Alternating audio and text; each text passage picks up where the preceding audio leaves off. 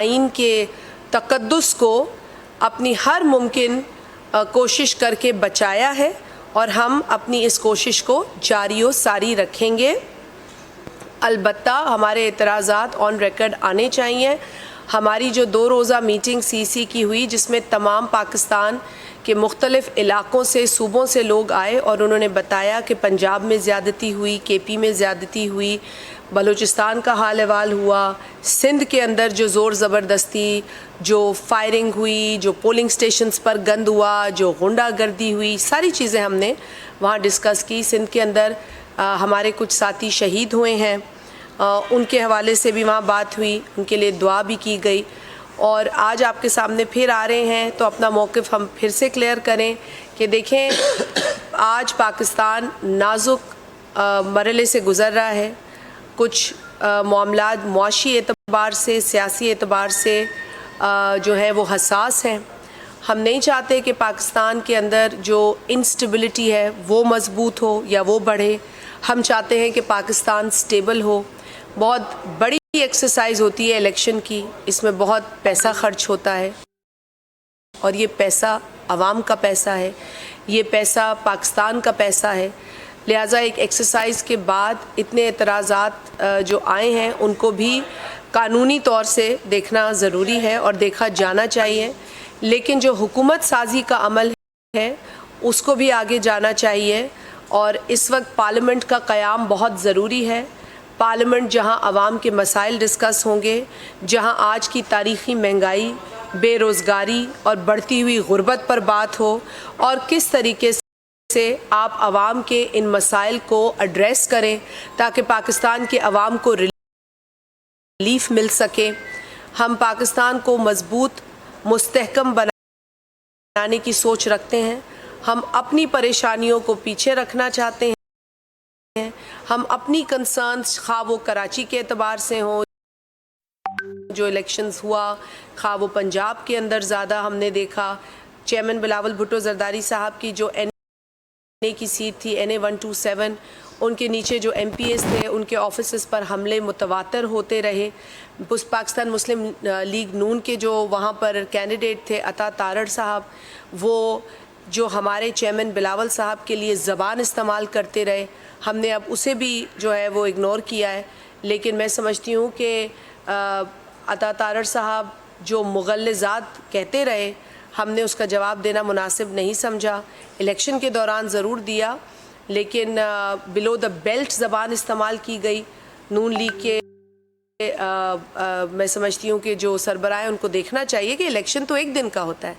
अगर आपने सियासी इंगेजमेंट करनी है तो आपको देखना चाहिए कि पार्टी के चेयरमैन के लिए किस तरह के अल्फाज इस्तेमाल किए जा रहे हैं। इलेक्शन तो हो जाएगा, लेकिन इलेक्शन के बाद भी है हमारे वर्कर्स या हमारे सपोर्टर्स या हमारे वोटर्स या हमारे जाले, क्या वो बात नहीं कर सकते? लेकिन हमने सबको जो है वो तंबीह की हुई है कि हमने पॉलिटिकल इंगेजमेंट करनी है लोगों के साथ। लिहाजा हम माहौल को ख़राब नहीं करना चाहते, हम नफ़रत को प्रमोट नहीं करते, हम इंतशार की बात नहीं करते, हम तकसीम को प्रमोट नहीं करते, हम तहज़ीब, पॉलिटिकल स्टेबिलिटी, पॉलिटिकल अवेयरनेस की बात करते हैं। हम वो जमात हैं जिसने पाकिस्तान में 1 मैन 1 वोट का कॉन्सेप्ट दिया। ये शहीद जुल्फ़िकार अली भुट्टो थे जिन्होंने लोगों को अपनी राय के इजहार का शऊर दिया, जिन्होंने अपनी राय के इजहार को वोट के ज़रिए बताने का, बयान करने का हक़ दिया।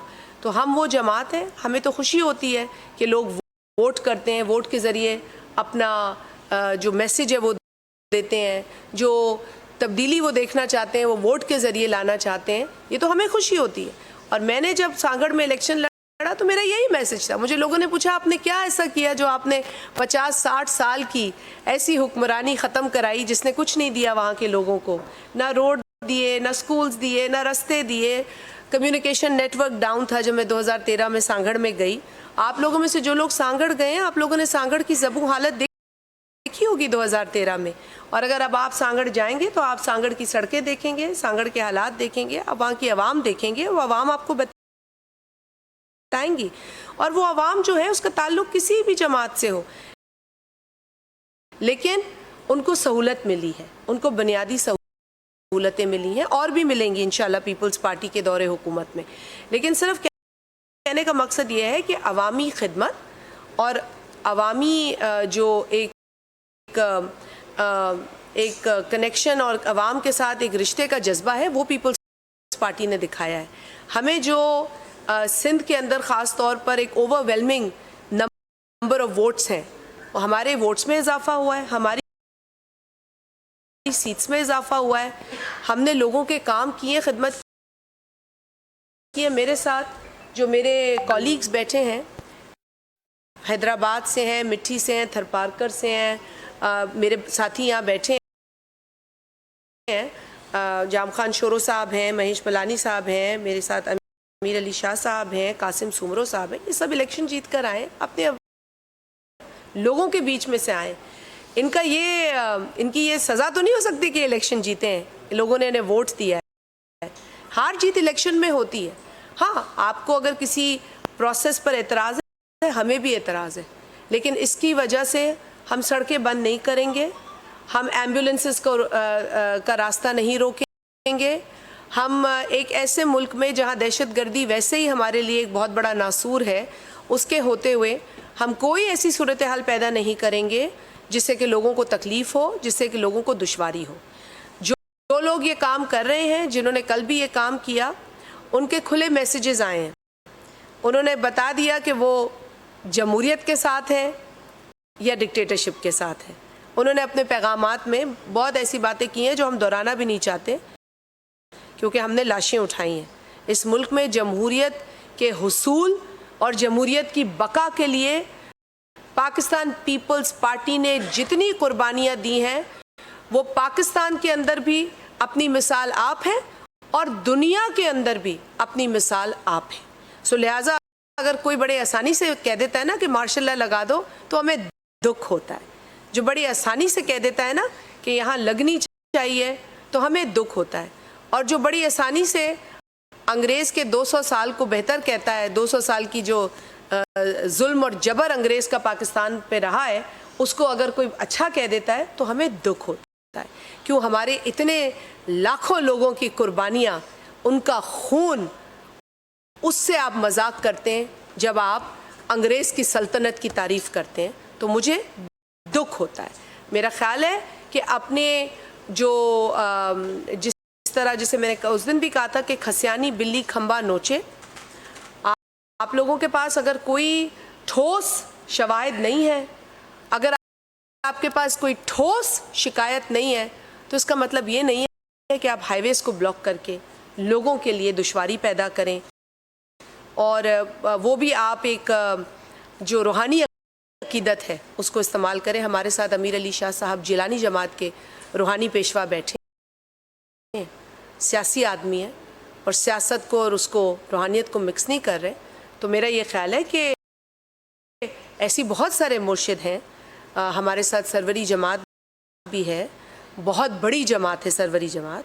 मखदूम तालिबुल मौला साहब के पास सिंध के अंदर पीपल्स पार्टी की बुनियाद रखी गई। हाला हाउस एक आज भी जमहूरियत की अलामत है। तो इस तरह मैं समझती हूँ कि लोगों को तकलीफ़ में डालने की कोई ज़रूरत नहीं है। जो भी मुर्शिद हैं उनको ज़ियारत करानी चाहिए अपने मुरीदों की। और हमारे साथ यहाँ पर बैठे हैं सारे लोग, अभी बात करेंगे तो आपको बयान करेंगे अपनी पोजीशन। जो देखा है सब ने, हमें पता है। जो मिट्टी के अंदर जुल्म जबर हुआ है हमने देखा है। लेकिन देखिए, इस वक्त पाकिस्तान को इस्तेहकाम की ज़रूरत है। हम जो है वो इमेच्योर लोग नहीं हैं, हम फसादी नहीं हैं। हम तो चाहते हैं फसाद ख़त्म हो, फितना ख़त्म हो, तकसीम ख़त्म हो, नफ़रत ख़त्म हो। बिलावल भुट्टो ज़रदारी साहब अमन की बात करते हैं, इत्तेहाद की बात करते हैं। आसिफ अली ज़रदारी साहब मुफाहमत के चैम्पियन हैं। उन्होंने कभी भी जो है अपने पास पावर्स नहीं रखी। सदर आसिफ अली ज़रदारी साहब सदर होने के बाद उन्होंने पार्लियामेंट को मजबूत किया, 18वीं तरमीम की। और कल एक जलसे में एक तकरीर 18वीं तरमीम के ख़िलाफ़ हुई है। जो जलसा तो मुझे नहीं पता कि था कि नहीं था, मजमा था, एक इज्तिमा था रूहानी जमात का। हम समझ समझते हैं कि इस तरह के इज्तिमा जो हैं वो आप अपनी जो सहूलत के लिए तो करें, लेकिन आवाम की तकलीफ़ उससे हमें नज़र नहीं आनी चाहिए थी। हमें बहुत तकालीफ देखी। जगह भाई एक मेन हाईवे को बंद कर देंगे तो क्यों नहीं एडमिनिस्ट्रेशन उसका नोटिस ले रही? जब सिंध गवर्नमेंट पीपल्स पार्टी की थी तब तो SOPs बने थे कि जी कोई रास्ता नहीं रोकेगा, किसी तरीके से भी आवाम को दुश्वारी नहीं होगी, किसी तरीके से भी आवाम की जो परेशानी है वो उसे लाहक नहीं होगी। तो एक तरीका होता है, अगर आपने प्रोटेस्ट करना है तो सबसे पहले तो मैं ये कहूँगी कि आप लोगों ने प्रोटेस्ट RO के पास क्यों नहीं किया? पहले दिन आप काउंटिंग में क्यों नहीं गए? RO को दरख्वास्त क्यों नहीं दी? 2 दिन 3 दिन गुजरने के बाद आपको याद आया कि रिगिंग हो गई है। आपने उसके बाद प्रॉपर फोरम्स को रुजू नहीं किया, ना काउंटिंग में मौजूद थे, मैं तो अपना बता सकती हूँ आपको मिसाल, बाकी भाई भी बताएंगे, ना कंसोलिडेशन ऑफ वोट्स में मौजूद थे। और तीसरे दिन इनको याद आ गया। अब तीसरे दिन याद भी आ गया तो कोई ठोस सबूत नहीं है। मेरे पास तो 2 दर्जन खतूत हैं जो मैंने पहुंचाए अपने ज़िले के लेवल पर भी और ECP के लेवल पर भी। मेरे पास तो वो 2 दर्जन से ज़ायद लेटर्स हैं। इनके पास कौन सा लेटर है? ये लोग तो पोलिंग डे पर कह रहे थे सब ठीक है, सब ठीक है। भाई जारी बात है, जब आप 200-400 गुंडे लेकर घूम रहे हैं, फायरिंग आप कर रहे हैं, लोग आप मार रहे हैं, आप लोगों ने सोचा, देखिए असल में कुछ लोगों की आदतें बिगड़ी हुई हैं, ये पुरानी बिगड़ी हुई हैं। अब आदतें ठीक होने में टाइम लगेगा। आवाम का शऊर हमने उजागर कर दिया है उन इलाकों में भी जहां पर ये ठप्पे लगाकर सीटें लेते थे। अब आवाम अपने वोटों की मालकी करते हैं। अछड़ा थर मेरे इलाके में आता है। अछड़े थर में कुछ अमीर अली शाह साहब के भी वहाँ पे मुरीद हैं।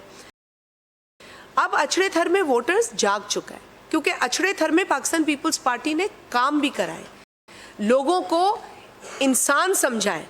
वहाँ सिर्फ ठप्पे लगाए जाते थे। खिपरो शहर में 25 से 30% कास्टिंग होती थी और अछड़े थर में 100% दिखाई जाती थी, कहीं 110% दिखाई जाती थी। मतलब वहाँ अब्यूज़ किया जाता था अछड़े थर को। लेकिन अब ऐसा नहीं हुआ। अब वहाँ लोगों ने वोट लगाए। अब वहाँ पर्चियों पे, चिट्ठियों पे काम नहीं हुआ है। अगर वहाँ कोई किसी का कोई मुर्शिद है तो हम उन्हें दावत देते हैं कि आइए आप हमारी मदद कीजिए। ऐसे नहीं होता कि हम किसी खलीफे को चिट्ठी पहुँचा दें, ऐसा नहीं होता। ये खलीफों को चिट्ठियाँ पहुँचाने का दौर नहीं है। अब आवाम का वोट अगर आपको चाहिए तो आपको जाना पड़ेगा आवाम के पास, आपको अपनी कारकर्दगी दिखानी पड़ेगी। ये वो दौर है। ये वाक़तन शहीद जुल्फ़िकार अली भुट्टो का जो बीज बोया था ना, 1 मैन 1 वोट और जमहूरियत, आज वो परवान चढ़ गया, आज वो तनावर दरख्त बन के सामने आए। तो इसीलिए अब मेरा ख्याल है कि जो जमातें पहले अपनी फरमाइशी प्रोग्राम्स और अपनी तश्तरी में प्लेट में तश्तरी में सीटें लेती थी, अब वो सोच हम दफन कर रहे हैं और आगे भी दफन करेंगे। अब पूरी GDA के पास सिंध के अंदर 2 सीट्स हैं, 2 MPA सीट, उसकी भी दास्तान है कि वो किस तरह हासिल की गई है। हम उसके लिए लीगल एक्शन ले रहे हैं। PS 40 सांगड़ के अंदर नवी डेरो साहब ने लीगल एक्शन लिया है। वो तो नहीं रोड ब्लॉक कर रहे, वो तो नहीं आके जो है वो घेराव कर रहे, उनके साथ ज्यादती हुई है, उनके पास शवाहिद है। उनकी एक वीडियो मैंने आपके साथ शेयर भी की है पिछली प्रेस कॉन्फ्रेंस में। तो ये इस तरह से हमारे जो फजल शाह साहब हैं, जिन्होंने खैर से पीर सदरुद्दीन शाह साहब को 30,000 से शिकस्त दी है, तो भाई आप वोट की बात करें ना। आपको अगर अपने पसंद के नताइज नहीं मिलते तो आप आग लगा देंगे, आप रोड बंद कर देंगे, आप एम्बुलेंस का रास्ता रोक लेंगे, आप आम आवाम को कहीं एक जगह से दूसरी जगह जाने नहीं देंगे। This is actually atrocious. ये ज्यादती है, इस तरह नहीं होना चाहिए। हाँ, आपको हक है, आप एहतजाज करें, पर एहतजाज के दायरा या एहतजाज की जो तरीक़ेकार है उस पर गौर करें। जहां पर हमें गैर जमहूरी, हमें अवाम दुश्मन एहतजाज नज़र आएगा, हम यकीनन उस पर एतराज़ का इजहार रखते हैं और हम करेंगे। मैं जाम खान शोरो, महेश मलानी साहब को भी कहूँगी कि वो भी इसमें ऐड करें और फिर आप लोगों के सवालात की तरफ चलेंगे। थैंक यू अदी। देखिए, मैं अदी ने बहुत सारी बातें की, प्री इलेक्शन की बात ज़रूर करूँगा। जीटीए कहीं प्री इलेक्शन में किसी को नज़र आई? हमें भी नहीं कोई जलसा नज़र आया प्री इलेक्शन में कहीं पे? अच्छा, आ जाए नीचे।